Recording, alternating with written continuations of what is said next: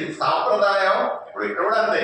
ఇప్పుడు మా అసెంబ్లీలో అయినా సరే, పార్లమెంట్ లో అయినా సరే సభ ముందు ఉంచుతారు బడ్జెట్ ని కదా. ఎవరన్నా మొదలు తర్వాత రోజు చర్చ మొదలు పెట్టి ఫైనల్ గా నేను కంక్లూడ్ చేస్తాను.